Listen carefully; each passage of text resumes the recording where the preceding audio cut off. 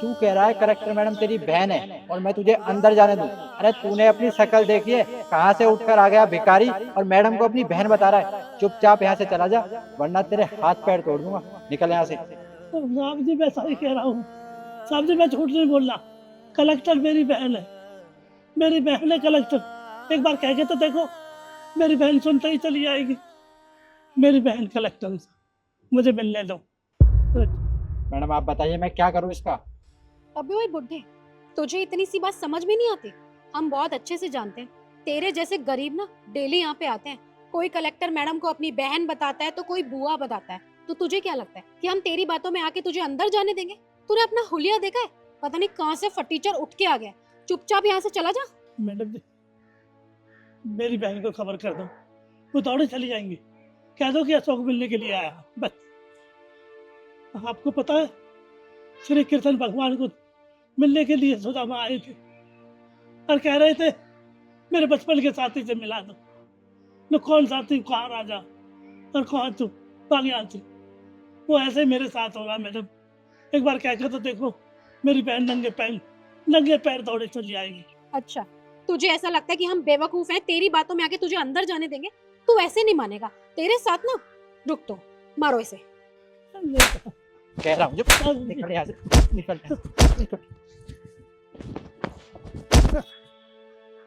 आप मत जाइयो यहाँ। मैडम ठीक है? Very good.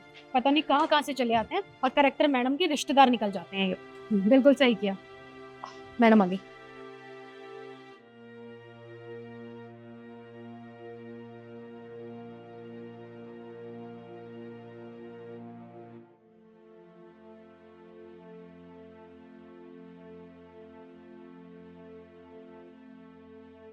Good morning ma'am. Good morning. Sulekha, Sulekha, अरे सुलेखा, अरे निकल यहाँ से।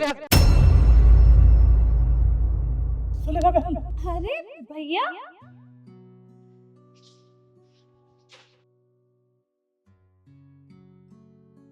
अरे प्रिया, आप यहाँ? आप आने वाले थे, आपने मुझे बताया क्यों नहीं? अरे बताते कैसे बहन, ये आने दिन तभी ना थप्पड़ तहला तो मेरे को बहुत मारा। क्या तुमने इन्हें लात मारी? मैडम देखिए मुझे नहीं पता था ये आपके भाई हैं। मुझसे मैडम ने कहा था कि इसे भगाओ यहाँ से, तो इसलिए मैंने जाने अनजाने पर इन पर हाथ उठा दिया। मुझसे गलती होगी मैडम, माफ कर दीजिए। तुम्हारी इतनी हिम्मत? हिशु क्या कह रहा है ये? तुमने कहा था इन्हें मारने के लिए? यस मैम, मैंने ही कहा था। पर आप ही बताइए ना, इसमें हमारी क्या गलती है? आप जरा इनको देखिए। इनको देखने से कहाँ से लग रहा है कि ये आपके भाई होंगे। और आप भी जानती हैं, दिन में 36 लोग आते हैं। कभी कोई आपको अपनी चाची बताता है, कोई बुआ बताता है, कोई बहन बताता है। तो हम क्या करें? सबको अंदर तो नहीं जाने दे सकते ना। इसलिए बस इसे भगाने के लिए किया मैंने। तो अगर मेरे रिश्तेदार मुझसे यहाँ मिलने के लिए आते हैं तो तुम उनके साथ इस तरह का व्यवहार करोगी?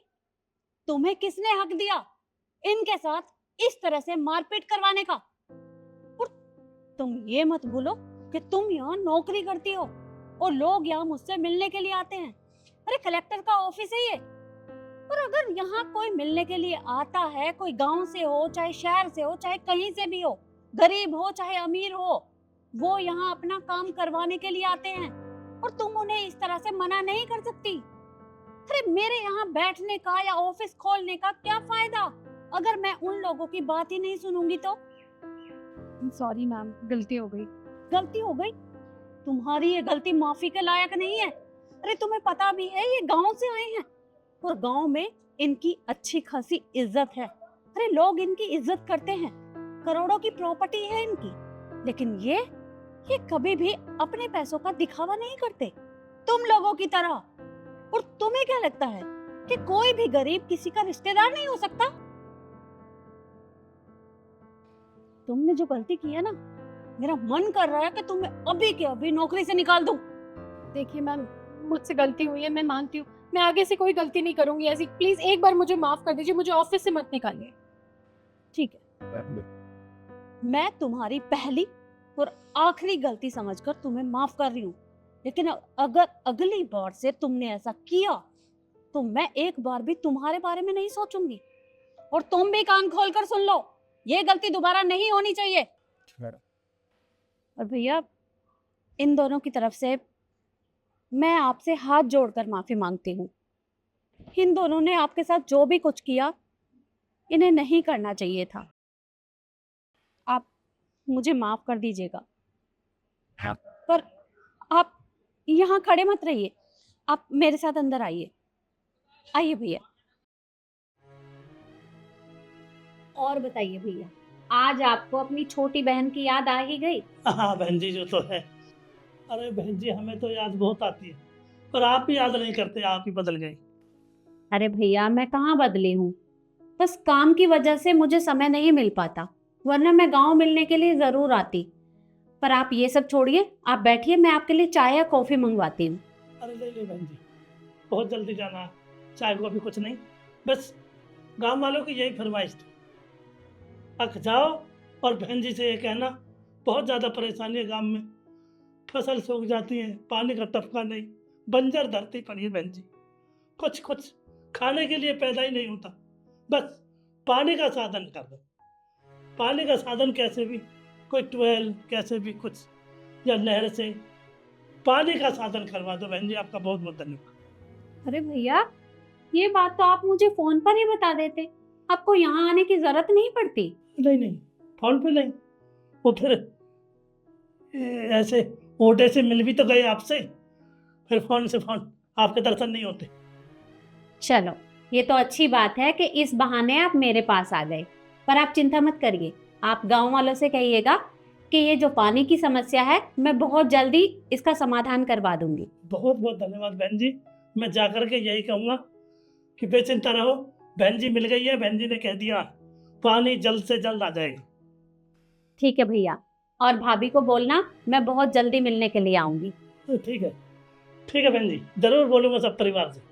अब मैं चलता हूँ, मैं बहुत ज़्यादा लेट भी हूँ, अब दिन से पहले अंधेरा हो जाता है, और वो गाँव वाले इंतजार कर रहे हैं बहन जी। ठीक है भैया, राम राम। राम राम बहन जी, मैं चलता हूँ। और हाँ बहन जी, ये लीजिए आपके 50 रुपये भेंट। अरे भैया, इसकी क्या जरूरत थी? ये तो परंपरा गांव की तरफ से चलता है ना, भाई का हक पड़ता है बहन को। अच्छा बहन जी, मैं चलता हूँ। ठीक है भैया, ध्यान से जाइएगा। हाँ बेफिक्र, राम राम। राम राम।